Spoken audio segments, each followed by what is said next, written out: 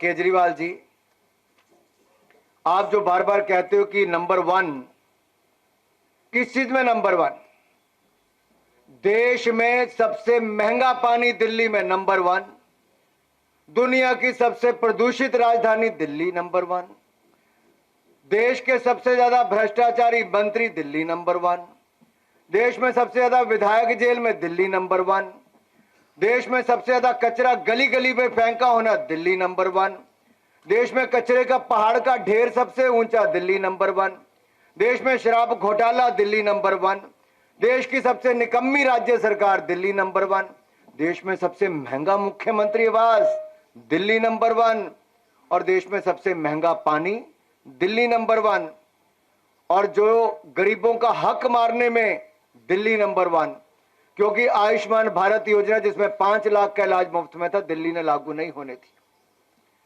Covid में सुविधाएं देने की बजाय ऑक्सीजन में भी घोटाला करने का काम केजरीवाल जी ने किया, और जो मोदी सरकार ने मुफ्त में अनाज दिया वो भी जन जन तक पहुंचाने का काम नहीं किया, उसमें भी अपना ठप्पा लगाने का काम किया। पूर्वांचल के मेरे भाई और बहनों को डरा धमकाकर दिल्ली छोड़ने पर मजबूर किया। ये तो योगी जी ने गाड़ियां भेजी तो यहां पर ले जाने का काम हुआ। और मेरे पूर्वांचल के भाइयों और बहनों को जहां छठ की पूजा करनी होती है, और छठ की पूजा एक बहुत महत्व हमारे सबके जीवन में रखती है, और मैं तो एक कहूंगा, जिस पर्व को हम इतने नियम निष्ठा और शुद्धता के साथ मनाते हैं, केजरीवाल जी की दिल्ली सरकार ने यमुना जी को इतना प्रदूषित कर दिया, बदबूदार, झागदार और जहरीले पानी को कर दिया कि वहां पर पर्व मनाना भी अब बंद हो गया। साथियों, भ्रष्ट और बेईमानी के इतने रिकॉर्ड हैं।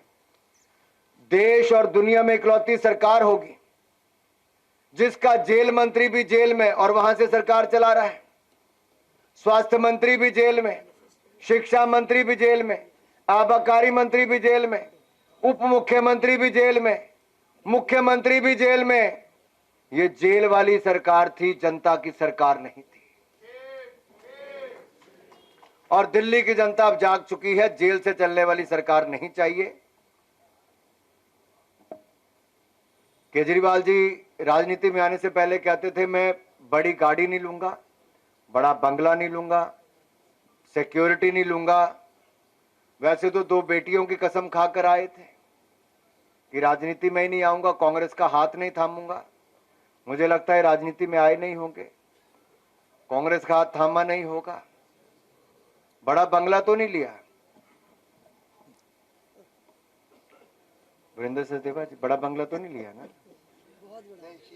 विजेंद्र जी की रिपोर्ट में बड़ा डिटेल में मैं चाहता हूं विजेंद्र जी उसके ऊपर बताएं।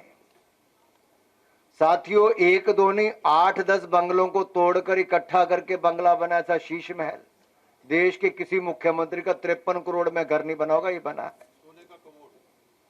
वो सब आप बताइए साहब यहाँ का।